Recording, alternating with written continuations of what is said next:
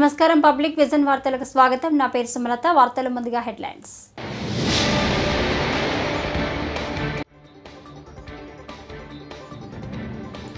విశాఖ గిరిజన గ్రామాల్లో పవన్ కళ్యాణ్ పర్యటన. గిరిజన మహిళలతో ముచ్చటించిన పవన్.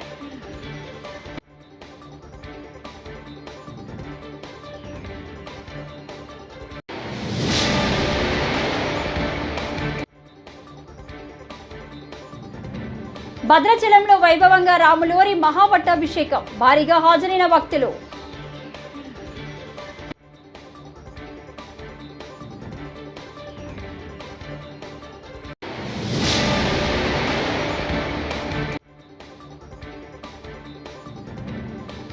అమరావతిలో మెగా హెల్త్ హబ్ కి ఏర్పాటు చేయబోతున్నామని ముఖ్యమంత్రి చంద్రబాబు నాయుడు.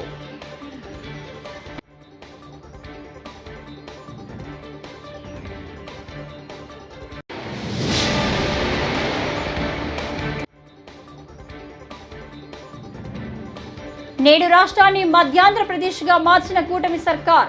ఫెర్ని వెంకట్రామయ్య ఫైర్.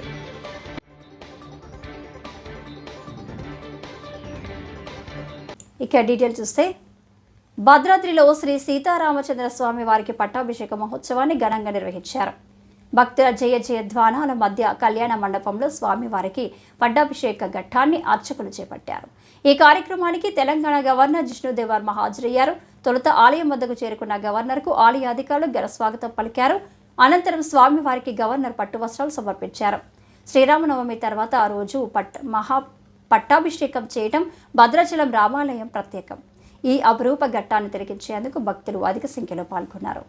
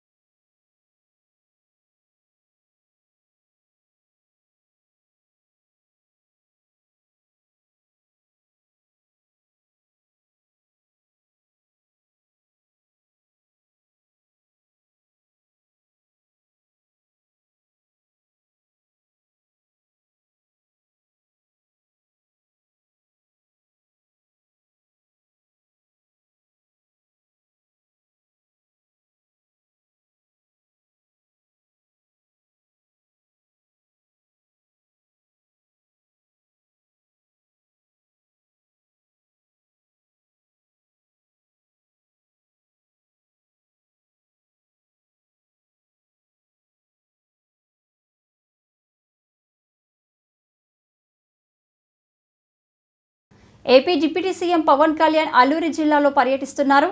ఈ క్రమంలో డుమ్రిగూడ మండలం పెదపాడు గ్రామంలో గిరిజనులతో సమావేశమైన పవన్ వారితో కాసేపు ముచ్చటించారు. అనంతరం చాపురాయి ప్రాంతాన్ని దాటుకుంటూ గిరిశిఖర గ్రామానికి ఆయన వెళ్లారు. అక్కడి ప్రజలతో సుమారు గంటసేపు మాట్లాడి వారి సమస్యలు తెలుసుకున్నారు. స్థానిక సమస్యలను 6 నెలల్లో పరిష్కరిస్తామని వారికి భరోసా ఇచ్చారు.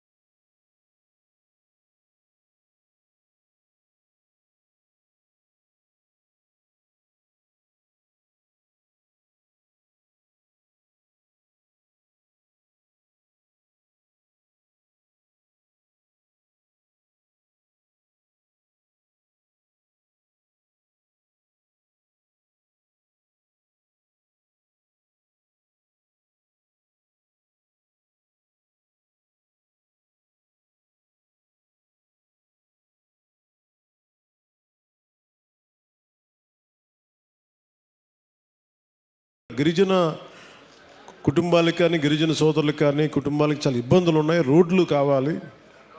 అప్పటికి ఇంకా మనకి సెంట్రల్ గవర్నమెంట్ ఫండ్ కూడా రిలీజ్ అవ్వలేదు. వెంటనే నేను అడిగిన ఒక 24 గంటల లోపు ఆయన ఒక 49 కోట్లు రాష్ట్ర ప్రభుత్వం నుంచి శాంక్షన్ చేసి అడవి తల్లి కార్యక్రమానికి శ్రీకారం చుట్టడానికి చాలా బలం ఇచ్చింది. సో మనస్ఫూర్తిగా గౌరవ ముఖ్యమంత్రి శ్రీ నారా చంద్రబాబు నాయుడు గారికి నా హృదయపూర్వక ధన్యవాదాలు తెలుపుకున్నాను. ఈ అడవి తల్లి బాట అంటే నేను దారిలో వస్తూ ఉంటే ఒక్కొక్క ఊర్లు ఎలా ఉన్నాయి అన్నీ చూసుకుంటూ ఉంటే మన విశాఖపట్నం ఎయిర్పోర్ట్లోంచి దిగి మన అరకుకు వస్తూ ఉంటే చుట్టూతా కొండలు, లోయ ప్రాంతం, జీడి తోటలు, టేకు వృక్షాలకి అల్లుకున్న తీగలు, మధ్యలో నివాసాలు, రిసార్ట్లు, ఒకవైపేమో ఆకుల్ని రాలిపోతూ మూడివరైన వృక్షాలు ఒకవైపు కనిపిస్తూ ఉంటే ఇంకోవైపు పచ్చదనంతో చిగురిస్తున్న వృక్షాలు, ఒకవైపు ఆకులు రాలే ఒకవైపు ఉంటే ఇంకోవైపు పచ్చదనంతో వసంతంతో చిగురిస్తున్న వృక్షాలు ఒకవైపు, రహదారికి 2 వైపులా. అలాగే ఒకవైపు పచ్చటి ఎట్లా ఉన్నాయంటే పట్టు మన చెట్లు బలంగా రాళ్ళకి రోడ్డుకి ఇరువైపున రాళ్ళకి చెట్లు తమ బలమైన వేళ్లతో రహదారికి ఇరువైపులా ఉన్న రాళ్ల మీద పట్టు బిగించి తమ ఉనికిని బతికే హక్కుని చూపిస్తున్నాయి. అంటే అడవి తల్లి ఎంత బలమైందంటే అడవిని నమ్ముకుంటే మనకి బొవ్వ పెడద్ది, నీడనిస్తుంది, ఆధారం ఇస్తుంది. అలాంటి అడవి తల్లికి ఏం చేయగలం అనేది గుర్తుకి ఈ పథకానికి అడవి తల్లి బాట అనే పేరు పెట్టాం. నియోజకవర్గాల పునర్విభజనతో దక్షిణాది రాష్ట్రాలకు అన్యాయం జరుగుతుందని సినీ నటుడు, దర్శకుడు ఆర్ నారాయణమూర్తి అభిప్రాయపడ్డాడు. మాజీ మంత్రి వడ్డే శోభనాద్రీశ్వరరావు రచించిన రాష్ట్ర ప్రభుత్వ పథకాల్లో ప్రాధాన్యతల్లో సవరణల ఆవశ్యకత పుస్తకాన్ని విజయవాడ ప్రెస్ క్లబ్లో ఆర్ నారాయణమూర్తి ఆవిష్కరించారు. ఈ సందర్భంగా నారాయణమూర్తి మాట్లాడారు. కేంద్ర ప్రభుత్వం యోచిస్తున్న నియోజకవర్గాల పునర్విభజన ఉత్తరాది రాష్ట్రాలకు మేలు, దక్షిణాది రాష్ట్రాలకు అన్యాయం చేసేలా ఉందని విమర్శించారు. కేంద్ర రాష్ట్ర ప్రభుత్వాల మధ్య సమైక్య స్ఫూర్తి కీలకమని చెప్పారు. రాష్ట్రాలపై కేంద్రం పెత్తనం చెలాయించడం భావ్యం కాదన్నారు. చాలా బర్నింగ్ ఇష్యూ మిత్రులరా. దేశం చాలా క్లిష్ట పరిస్థితులు మీరు నమ్మండి. కేవలం కేంద్రంలో కొద్దిమంది పెద్దలు, ఓ అంబానీ, అదానీలు, జిందాలు, ఒక పెట్టుబడిదారులక సపోర్ట్తో శాస్త్రంగా రూల్ చేయాలని కుట్రలతో నార్త్ ఇండియా పెత్తనం చేయాలనే ఒక దురుద్దేశంతో ఇవాళ నియోజకవర్గాల పునర్విభజన చేపట్టింది. అది ఏం చేసింది? ఏం పాపం చేసింది సౌత్ ఇండియా? మీ గవర్నమెంట్ కేంద్ర ప్రభుత్వం చెప్పిన కుటుంబ నియంత్రణని తూచా తప్పకుండా అమలు చేయడమా సౌత్ ఇండియా చేసిన మహాపాపం? సెంట్రల్ గవర్నమెంట్ ఆఫ్ ఇండియా ఏ పనులు అయితే కట్టమందో ఆ పనులన్నీ కూడా చాలా గొప్పగా కట్టి కేంద్రం రాష్ట్రాల బలోపేతానికి కృషి చేసిన పాపమా సౌత్ ఇండియా? వాళ్ళు సౌత్ ఇండియా ఏం చేసిందని మీకు ఈవేళ సౌత్ ఇండియాకి ఎంపీ స్థానాలు అక్కడ మీరు చేస్తారు. నార్త్ ఇండియాలో యూపీ, బీహార్, మధ్యప్రదేశ్, రాజస్థాన్, ఈ 4 రాష్ట్రాల్లో మ్యాక్సిమం ఎంపీస్. టేక్ యూపీ, ఎంతమంది ఎంపీలు ఇవాళ నియోజకవర్గాలు పునర్విభజన జరిగితే? అంటే ఎప్పుడు యూపీ రూల్ చేయాలా? ఎప్పుడు నార్త్ ఇండియా రూల్ చేయాలా? What about south India? స్వతంత్రం వచ్చిన తర్వాత మన దేశంలో ఇప్పుడు దాకా 14 మంది ప్రైమ్ మినిస్టర్ ఆఫ్ ఇండియాలో వేరు. అందులో మీరు నమ్మని మిత్రులారా 2 మాత్రమే from south India. One is PV Narasimha Rao, అందరూ మన దేవగౌడ్ గారు. అది కూడా మన రామారావు గారు చలవ వల్ల, నేషనల్ ఫ్రంట్ చలవ వల్ల. మీరు నమ్మండి మిత్రులారా, 12 మంది నార్త్ ఇండియా వాడు, 90 యూపీ వాడు. మీరు నమ్మండి. ఈ రకంగా పునర్విభజన చేసుకుంటూ పోతే మన పార్లమెంట్ స్థానాలు మనకు దక్కకుండా పోతే ఈ పంచవర్ష ప్రణాళిక అనండి, ఇప్పుడు సో మెనీ ఫ్యాక్టర్స్ అనండి, అందరూ ప్రైమ్ మినిస్టర్ ఆడే అయితే మనకు నిధులే వస్తాయి. వాళ్ళ పార్టీలకు అయితే నిధులు రావు. మనకి ఇలా వెనకబడిపోవడమా? ఇది దుర్మార్గం. అందుకని దీంట్లో కుట్ర ఏంటంటే నేను ఫీల్ అవుతున్నది మిత్రులారా, మొత్తం వాళ్ళే రూల్ చేస్తూ, నార్త్ ఇండియా రూల్ చేస్తూ, వాళ్ళ పెత్తనం మన మీద జలుతూ, అదానీలు, అంబానీలు, జిందాల్ లాంటి పెట్టుబడిదారులు, కార్పొరేట్దారులు ఎవరైతే ఉన్నారో వాళ్ళు మిలాఖత్తై మొత్తం దేశంలో ఉన్న కన్యాకుమారి, కాశ్మీరం, బొంబే టు గౌహతి, మొత్తం దేశంలో ఉన్న సంపద ఏమైతే ఉందో సంపదను కొల్లగొట్టుకోవడానిక ఈ నియోజకవర్గాల పునర్విభజన. ఆంధ్రప్రదేశ్లో ఓఎన్జీసీ మన గవర్నమెంట్ చేపట్టింది. ఆయిల్ నిక్షేపాలు వచ్చాయి, అవి గుజరాత్ పోవాలా? ఇవాళ స్టీల్ ప్లాంట్ ఏమైపోతుంది? ఇవాళ స్టీల్ ప్లాంట్ ఎక్కడుంది? ఇవాళ స్టీల్ ప్లాంట్ గంగవరం పోర్ట్ ఏమైపోయింది? అదానీలు కట్టబడాలా? అన్ని పోర్ట్లు కూడా. What the hell is going on? సంపద వికేంద్రీకృతం కావాలి. అధికార వికేంద్రీకృతం కావాలి, అదే అంబేద్కర్ మహానుభావుడు చెప్పింది. అలా వికేంద్రీకృతం కావాలంటే రాజ్యాంగంలో అంబేద్కర్ మహానుభావుడు ఫెడరల్ లక్షణాలు ఏమైతే స్ట్రాంగ్గా ఉండాలని చెప్పాడో అవన్నీ ఇంప్లిమెంట్ కావాలంటే నియోజకవర్గాల పునర్విభజన అనేది ఇలా దారుణంగా ఉండకూడదు. నార్త్ ఇండియా పథకం చలాయించకూడదు, సౌత్ ఇండియా కూడా దాని భాగం సింహం అవటం దాని వాటకు కావాలి. కూటమి ప్రభుత్వం రాష్ట్రాన్ని మధ్య ఆంధ్రప్రదేశ్గా మార్చేసిందని మాజీ మంత్రి పెర్ని వెంకట్రామయ్య ఆగ్రహం వ్యక్తం చేశారు. తాడేపల్లి వైఎస్ఆర్సీపీ కేంద్ర కార్యాలయంలో మీడియాతో మాట్లాడుతూ పచ్చ చొక్కాలకు జేబులు నింపే కార్యక్రమంగా కూటమి ప్రభుత్వం మద్యం పాలసీని అమలు చేస్తుందని మండిపడ్డారు. ఎమ్మెల్యేల నుంచి మొదలు ప్రభుత్వ అధినేతల వరకు మద్యం ముడుపులతో సంపదను సృష్టించుకుంటున్నారని ధ్వజమెత్తారు. చివరి 2 సంవత్సరాలు అయితే మాత్రం వారిద్దరూ కూడా చంద్రబాబు నాయుడు గారు, పవన్ కళ్యాణ్ గారు, అలాగే చంద్రబాబు నాయుడు గారి కుమారుడు లోకేష్ నాయుడు గారు వాళ్ళ బూటకపు ఆరోపణలతో విపరీతమైనటువంటి తప్పుడు ప్రచారం చేయడం జరిగింది. మా ప్రభుత్వం మీద విషం చిమ్మినటువంటి ఈ కూటమి నాయకులు చంద్రబాబు నాయుడు గారు, పవన్ కళ్యాణ్ గారు, అలాగే లోకేష్ నాయుడు గారు గడిచిన 10 నెలలుగా వారి ప్రభుత్వం ఏర్పాటు చేసుకున్నటువంటి 10 నెలలుగా అదే మద్యాన్ని గ్రామాలలోని పచ్చ చొక్కా నాయకుల మొదలు ఎమ్మెల్యేలు, మంత్రులు, ప్రభుత్వ అధినేతలు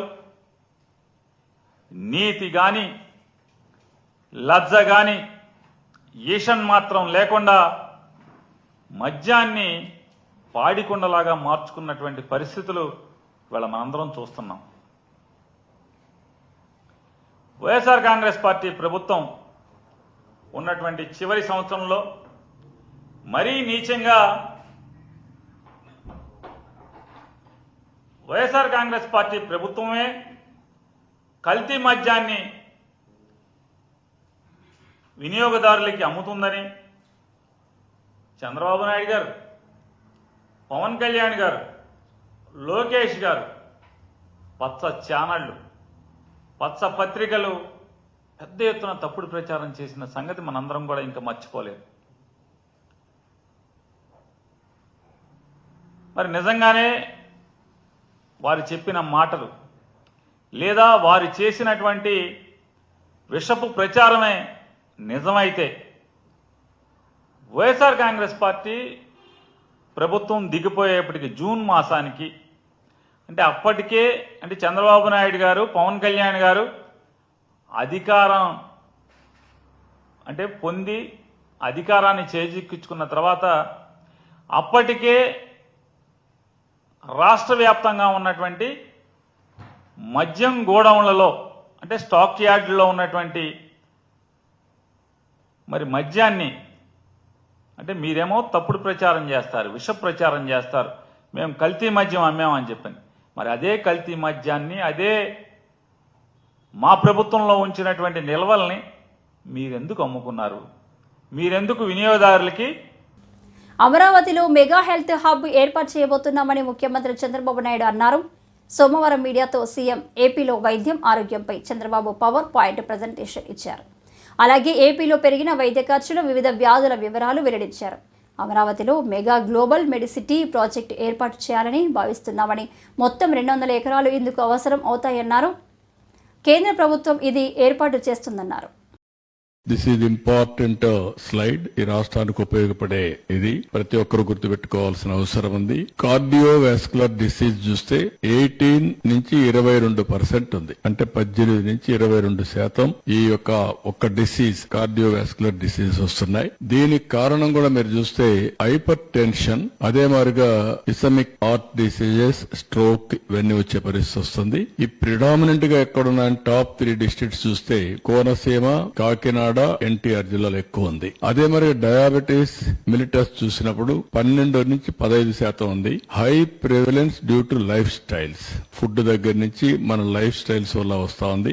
గుంటూరు, ఎన్టీఆర్, కృష్ణ ఇక్కడ హై బర్డన్ డిస్ట్రిక్ట్స్ ఇవి. రెస్పిరేటరీ డిసీజ్ చూస్తే 10 to 12% వస్తా ఉంది. COPD, asthma, pneumonia linked to air pollution, smoking తో వస్తున్నాయి. ప్రకాశం, కర్నూలు, అనంతపూర్ ఎక్కువ ఉంది. Infectious diseases 9 to 11%, TB, diarrheal diseases అన్ని Srikakulam, Vizianagaram, Kadapa. Chronic kidney diseases చూస్తే 6 to 8% ఉంది, 6 నుంచి 8. ఇది రావడానికి కారణం hyper tension, diabetes and toxins in water. ఇది ప్రకాశం, నెల్లూరు, చిత్తూరు. క్యాన్సర్ చూస్తే 5 to 7% ఉంది. Survival, breast and oral cancer ఇవన్నీ కూడా majority tobacco related. Guntur, Krishna, Visakhapatnam. అదే సమయంలో మెటర్నల్ అండ్ చైల్డ్ హెల్త్ చూస్తే 5 to 6%. Anaemia, pre term births, mall nutrition దీనికి కూడా విజయనగరం, శ్రీకాకుళం, అనంతపురం ఉంది.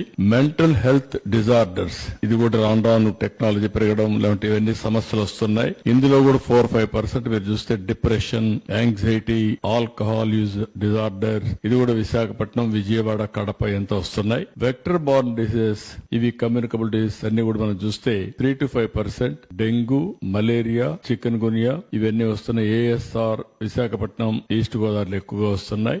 రోడ్ ట్రాఫిక్ ఇంజరీస్ కూడా 3 to 4% ఉన్నాయి. High fatalities due to poor road safety Krishna, Chittoor, Tirupati ఈ జిల్లాలో ఎక్కువ ఉంది. అంటే ఇవన్నీ మీరు చూసినప్పుడు 80% ఆఫ్ ది డిసీజ్ బర్డన్ ఈ టోటల్ గా 10లో వస్తుంది. ఇక్కడ అవన్నీ కలిపి రిమైనింగ్ అంతా 20% వస్తుంది. ఈ డేటా లాస్ట్ 5 years అన్ని హాస్పిటల్కి వచ్చినటువంటి చెక్ చేసుకుని ఆ డేటా అంతా అప్డేట్ చేసి ఆ డేటా బేస్ చేసుకుని డేటా బేస్ తయారు చేశాం. ఈచ్ పర్సన్ ఎవరెవరున్నారు అవన్నీ కూడా దీని మీద బేస్ చేసుకుని ఒక అసెస్మెంట్ తయారు చేశారు. It is a good exercise. దీని మీద మా దగ్గర ఇప్పుడు ఒక రికార్డు అథెంటికేషన్ డేటా ఉంది. శ్రీరామనవమి సందర్భంగా ఆదివారం స్థానిక విఎల్పురం మార్గాని ఎస్టేట్లో మాజీ ఎంపీ వైఎస్ఆర్సీపీ రాష్ట్ర అధికార ప్రతినిధి మార్గాని భరత్రామ్, మోనా దంపతుల ఆధ్వర్యంలో శ్రీ సీతారాముల కళ్యాణ మహోత్సవం అన్నుల పండుగగా సాగింది. పలు పార్టీల నాయకులు తరలివచ్చి స్వామివారిని దర్శించుకున్నారు. పెద్దింటి వెంకట సుబ్బారాయుడు, శ్రీ అమ్మ ఒడి సేవా తరంగిణి వ్యవస్థాపక కార్యదర్శి అలికాని సత్య శివకుమార్ చక్కని వ్యాఖ్యానంతో శాస్త్రోక్తంగా సీతారాముల కళ్యాణం జరిపించారు. దాదాపు 2 గంటల పాటు కళ్యాణోత్సవం జరిగింది. బీసీ రాష్ట్ర నాయకులు మార్గాని నాగేశ్వరరావు, ప్రసూన్ దంపతులు, భరత్ కుమార్తెలు జయని, శివాన్ శ్రీరామ్ సోదరుడు విజయకృష్ణ, సోదరి ఆరేపల్లి జోష్న, ఇతర కుటుంబ సభ్యులు పాల్గొన్నారు.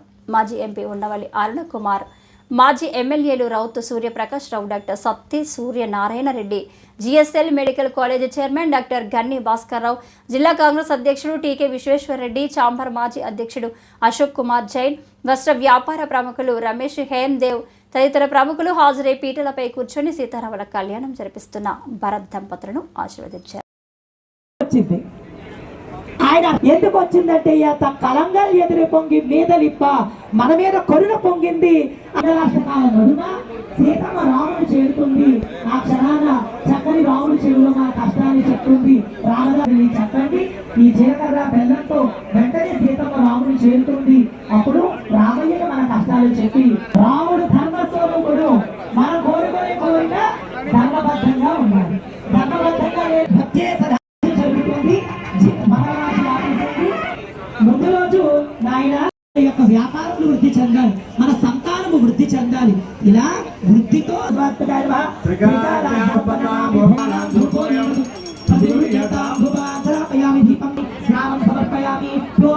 పుష్పాలు పెట్టండి ఉంది. అలాంటి రామయ్య యొక్క శ్రీరామచంద్రుడి యొక్క కళ్యాణ మహోత్సవము ఇవాళ సీతారాముల కళ్యాణము రాజమహేంద్రవరంలో మార్గాని ఎస్టేట్ గ్రౌండ్స్లో ఎంతో వైభవంగా 2 కన్నులు సరిపోని విధంగా మరి ఇవాళ ఈ కళ్యాణ మహోత్సవం జరిగింది.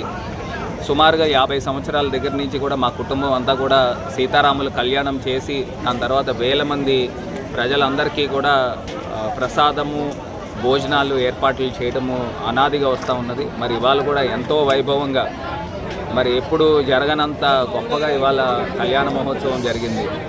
మనము ఇళ్లలో ఏదైతే మన సొంత కూతురు, మన సొంత కొడుకు ఏ రకంగా అయితే వివాహం చేస్తామో అదే తరహాలో ఇంకా దానికన్నా వైభవంగా మరి ప్రతి సంవత్సరం కూడా సీతారాముల కళ్యాణము మరి జరిపించుకుంటూ ఉన్నాము.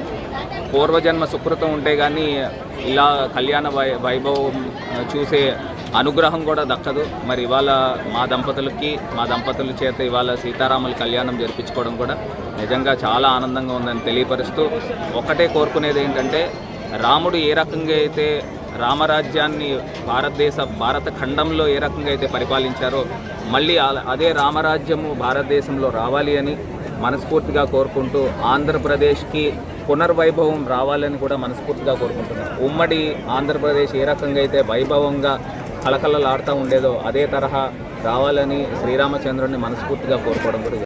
రాజమహేంద్రవరం సీతంపేటలో వేంచేసి ఉన్న రామాలయంలో శ్రీరామనవమి వేడుకలు భక్తి శ్రద్ధలతో నిర్వహించారు. ఆదివారం ఉదయం నుంచి భక్తులు భారీగా ఎత్తున తరలివచ్చి స్వామివారిని దర్శించుకున్నారు. భక్తుల రాకతో ఆలయంలో ఆధ్యాత్మిక సందడి నెలకొంది. ఆలయ ప్రధాన అర్చకులు వై శ్రీనివాసాచార్యులు బ్రహ్మత్వంలో నాగేందర్ రెడ్డి రేణుక పద్మిని దంపతులచే ఉదయం 11:40 శాస్త్రోక్తంగా సీతారాముల కళ్యాణ క్రతువు జరిపించారు. వేద మంత్రాలతో ఆలయ పరిసర ప్రాంతాలు మారుమోగాయి. భక్తులు బారులు తీరి స్వామి అమ్మవార్లను దర్శించుకొని తీర్థప్రసాదాలు స్వీకరించారు. ప్రతి ఏటా సీతంపేట రామాయంలో స్వామివారి కళ్యాణ వేడుకలు అంగరంగ వైభవంగా నిర్వహించడం ఆనవాయితీగా వస్తుంది. ముందుగా నాగేంద్ర రెడ్డి పద్మిని దంపతులు స్వామివారి చిత్రపటానికి ఊరేగింపుగా ఆలయం వద్దకు తీసుకొని వచ్చారు. ఆ తర్వాత స్వామివారి కళ్యాణ క్రతువును శాస్త్రోక్తంగా జరిపించారు.